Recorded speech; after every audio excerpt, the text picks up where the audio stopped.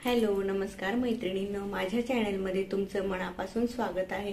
तर बघा, आजचा व्हिडिओ आहे गुरुचरित्र पारायणाला ज्या सगळ्या माझ्या मैत्रिणी बसणार आहे, खास त्यांच्यासाठी गुरुचरित्र पारायणाची मांडणी कशी करायची, ग्रंथ हलवायचा नाही म्हणजे नक्की ग्रंथ कसा ठेवायचा, त्याची स्वच्छता कशी करायची, याबद्दल आजचा व्हिडिओ असणार आहे। मला एका ताईने कमेंट केली होती की ताई ग्रंथ हलवायचा नाही मग त्याची स्वच्छता कशी करायची, खास त्या ताईंसाठी हा व्हिडिओ आहे। तर चला आता मी तुम्हाला पूजेची मांडणी कशी करायची ते सांगते आणि नंतर ग्रंथ कसा मांडायचा ते देखील सांगते।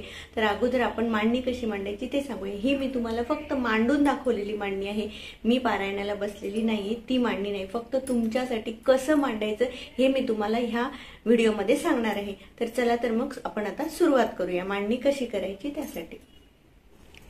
तर बघा, आपल्याला जिथे ज्या रूम मध्ये पारायणाला बसायचं आहे त्या रूमची अगोदर स्वच्छता करून घ्यायची, म्हणजे जे काही जाळं वगैरे आलेलं असेल ते झटकून घ्यायचं, सगळं साफ करून घ्यायचं, ती खोली पूर्णपणे साफ करायची।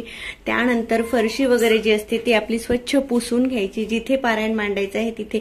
नंतर तुम्ही चौरंग घ्या किंवा पाट घ्या। आता मी हा चौरंग घेतलेला आहे। बघा, चौरंग जर घ्याल तर आपले मार्गशीर्ष गुरुवार देखील आहे, त्यामुळे ज्या ताईंकडे एकच चौरंग असेल त्यांना मार्गशीर्ष गुरुवारी प्रॉब्लेम नको व्हायला, त्यामुळे तुम्ही घेताना विचार करून घ्या, चौरंग घ्यायचा की पाट घ्यायचा। असं काही कंपल्सरी नाहीये की चौरंगच घेतला पाहिजे किंवा पाटच घेतलं पाहिजे, तुम्ही काहीही घेऊ शकता, चौरंग किंवा पाट। इथे बघा, चौरंग किंवा पाट घ्यायचा, तो त्यानंतर त्याच्यावर स्वच्छ असा रुमाल कपडा अंथरायचा देवाचा। बघा, चौरंगावर लाल वस्त्र घ्या किंवा पिवळं घ्या, कुठलंही घेतलं तरी चालणार आहे। माझ्याकडे लाल आहे म्हणून मी लाल घेतलं, तुमच्याकडे पिवळं असेल तर तुम्ही पिवळं घेऊ शकता, सफेद देखील घेऊ शकता, असं काही नाही। त्यानंतर तुमच्याकडे जर दत्त महाराजांचा फोटो असेल तर दत्त महाराजांचा घ्या, स्वामी समर्थांचा असेल तर आपल्या स्वामी माऊलीचा घ्या। इथे माझ्याकडे स्वामी माऊलीचा आहे, मी स्वामींचा घेतलेला आहे। नंतर आपल्याला हा जो दिवा आहे, आपल्याला हा दिवा 7 दिवस अखंड ठेवायचा आहे, त्यामुळे घेताना तुम्ही दिवा व्यवस्थित घ्या, म्हणजे 7 दिवस आपल्याला व्यवस्थित त्याच्यात तेल टाकून लावता येईल असा घ्या। नंतर बघा, दिव्याच्या खाली आपल्याला एक डिश ठेवायची आहे। दिवा डायरेक्ट जमिनीवर किंवा चौरंगावर पाटावर ठेवायचा नाही, त्याच्या खाली डिश ठेवा किंवा तुम्ही तांदूळ ठेवले तरी देखील चालणार। नंतर आपल्याला एक कलश घ्यायचा आहे। बघा, हा कलश घेतलेला आहे, याच्यामध्ये 1 रुपयाचं नाणं, सुपारी, हळदी कुंकू आपल्याला ठेवायचं आहे। त्यानंतर नागवेलीचे पानं 5 किंवा 7 कुठलेही ठेवा, नागवेलीचे नाही मिळाले तर तुम्ही आंब्याचे देखील लावू शकता। नंतर एक नारळ घ्यायचा आहे आपल्याला, असा कळस मांडायचा आहे। बघा, तुम्ही इथे बघू शकता। नंतर कळसाच्या खाली देखील आपल्याला डिश ठेवायची आहे, त्यामध्ये तांदळाची रास करायची, त्यावर हळदी कुंकू व्हायचं आणि आपल्याला असा कलश ठेवायचा आहे। नंतर तुमच्याकडे जर असेल फळ तर एखादं फळ ठेवा, नसेल तर नाही ठेवलं तरी देखील चालतं। मांडणी काय मांडताय ते महत्वाचं नाहीये, तुम्ही पारायण किती श्रद्धेने करताय ते इथे खूप महत्वाचं आहे, त्यामुळे एवढं फळ पाहिजेच असं काही नाहीये, असेल तर ठेवा, नसेल तर नाही ठेवलं तरी देखील चालेल। बघा, आता तुम्ही हे सगळं हलवू शकता। मेन म्हणजे काय, आपल्याला ग्रंथ हलवायचा नाही। तर बघा, तुमचा पाट चौरंग किती मोठा आहे त्यानुसार आहे। आता बघा, इथे माझा हा चौरंग मोठा आहे तर इथे मी ग्रंथ देखील ठेवू शकते, पण तुम्ही बघू शकता, मी तुम्हाला फक्त दाखवते, इथे मी ग्रंथ ठेवू शकते। बघा, इथे तुम्ही बघू शकता माझा चौरंग बऱ्यापैकी मोठा आहे, इथे ग्रंथ सहज वाहून जाणार। पण ज्यांचा छोटा असेल त्यांनी काय करायचं ते मी अगोदर सांगते।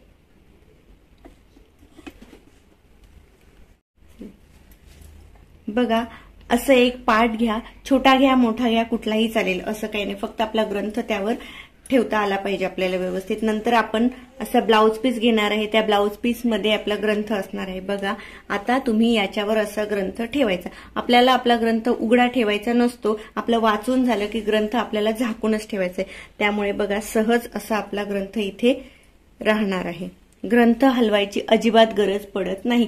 जी काही आपल्याला अगरबत्ती धूप वगैरे लावायचं आहे ते तुम्ही इथेही लावू शकता चौरंगावर, किंवा इथे साईडला डिश मध्ये लावलं तरी देखील चालेल, आपल्या देवाचे जे ताम्हण असतं त्यात लावलं इथे साईडला तरी देखील चालणार आहे। त्यामुळे आपल्याला बघा, कुठेही ग्रंथ हलवायची अजिबात गरज पडत नाही, तुम्ही इथे बघू शकता। वाचायचं असेल आपल्याला तेव्हा आपण असं इथे बसू शकतो, अजिबात ग्रंथ हलवायची गरज नाही। आणि हो, जेव्हा तुम्ही ग्रंथ वाचायला म्हणजे पारायण वाचायला बसणार असाल तेव्हा स्वतःला बसण्यासाठी एक असं अंतरा जे काही घेणार असेल तुम्ही, चटई घ्या, चादर घ्या, जे काही घेणार असेल बसण्यासाठी आसन ते घ्या आणि नंतर आपल्या बाजूला असं इथे दत्त महाराजांना बसण्यासाठी इथेही देखील एक आपल्याला आसन ठेवायचं असतं. तुम्ही काही ठेवू शकता जे तुम्हाला बसायला घेणार, त्यानंतर असं इथे बाजूला एक ठेवा. असं म्हणतात की तेव्हा स्वतः दत्त महाराज फेरीसाठी येत असतात. तर हे जरूर आठवणीने करा. ज्या ताईंना माहित नाही त्यांच्यासाठी खास हा व्हिडिओ आहे. जे नेहमी पारायणाला बसतात त्यांना सांगण्याची काहीच आवश्यकता नाही, पण ज्यांना माहित नाही, जे पहिल्यांदा बसणार आहे त्यांच्यासाठी स्पेशली. बघा इथे ग्रंथ हलवायची काहीच गरज नाहीये. आता त्यानंतर जर तुमचा चौरंग मोठा असेल तर बघा इथे ठेवला तर इथे देखील अजिबात ग्रंथ हलवायची गरज पडणार नाही. आपल्याला जेव्हा वाचायचं असेल तेव्हा आपण असं ओपन करून वाचू शकतो. बघा अजिबात ग्रंथ हलवायची गरज पडत नाही. त्यामुळे ज्यांना कन्फ्युजन असेल की ग्रंथ कशी स्वच्छता करायची कसं, तर तुम्ही बघू शकता इथे मी सांगितलेलं आहे. आणि हो मैत्रिणींनो, अजिबात घाबरू नका. चुकून एखाद्या वेळेस हल्ला जरी तरी बिलकुल घाबरायची आवश्यकता नाहीये. चुकून होतं, मुद्दामून कुणीही कर.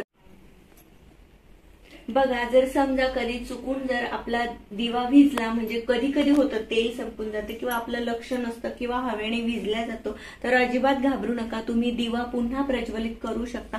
असं काही मनात भीती नाही बाळगायची की दिवा विझला आता काहीतरी होणार किंवा असं बऱ्याच जणांना वाटतं. कुणाला वाटतं कुणाला नाही वाटत, पण अजिबात घाबरायचं नाही. दिवा पुन्हा प्रज्वलित करायचा, काहीही होत नाही. एक लक्षात ठेवा, देव कधीही आपलं काही वाईट करत नाही. जे काही असतं ते सगळं आपल्या कर्मांचा भाग असतो. त्यामुळे बिलकुल न घाबरता सगळ्यांनी बिनधास्त पारायण करा. मी तर सांगेल सगळ्यांनी करा, बिनधास्त करा. फक्त जे काही अटी आहे, नियम आहेत पारायणाचे ते पाळा. बाकी काही घाबरू नका, बिनधास्त बसा कुठेही. फक्त एवढं लक्षात ठेवा. बघा आता मी बऱ्याच जणांना सांगते की पारायण करा पारायण करा, पण जे व्हिडिओ बघताय सगळेच पारायणाला बसणारे अशातला भाग नाहीये. बघा करून घेणारेही स्वामी असतात. मनात संकल्प जर सांगतात की नाही पारायणाला बसायचंय, जे आपल्या मनात येते ना ते स्वामी. तर बघा अगदी साधी सोपी सरळ मांडणी आहे. कुठेही काही अवघड नाहीये, अजिबात नाही. तुम्ही बघू शकता किती सिंपल पद्धतीने मांडायचे आहे. त्यामुळे सगळ्यांनी अवश्य मांडा आणि अवश्य पारायणाला बसा. मी सगळ्यांना सांगेल की जरूर ज्यांना शक्य आहे त्यांनी तर जरूर पारायण करा. पण ज्यांना दत्त जयंतीच्या सप्ताहात शक्य नाहीये, अगदीच पॉसिबल नाहीये, त्यांनी दत्त जयंती नंतर केलं तरी देखील चालेल. काहीच हरकत नाही. तुम्ही हे पारायण कधीही करू शकता, महिन्याला करू शकता. महिन्याला केलं तर अतिशय उत्तम आहे. पण वर्षातनं एकदा तरी पारायणाला बसावं असं माझं असं पर्सनली मत आहे. जरूर बसा. पुन्हा तुम्हाला कुणाला काही प्रॉब्लेम असेल तर मला कमेंट सेक्शन मध्ये नक्की सांगा. काही समजलं नसेल, काही प्रॉब्लेम असेल, काही कळत नसेल तर मला कमेंट करा. मी पुन्हा एकदा नक्की तुम्हाला व्हिडिओद्वारे किंवा कमेंटद्वारे उत्तर देण्याचा प्रयत्न करेल. तर आशा करते की तुम्हाला आजचा व्हिडिओ आवडला असेल. व्हिडिओ आवडल्यास चॅनलला लाईक करा, शेअर करा, सबस्क्राईब करा. पुन्हा भेटूया अशाच एका नवीन व्हिडिओमध्ये. तोपर्यंत सगळ्यांना बाय आणि सगळ्यांना श्री स्वामी समर्थ.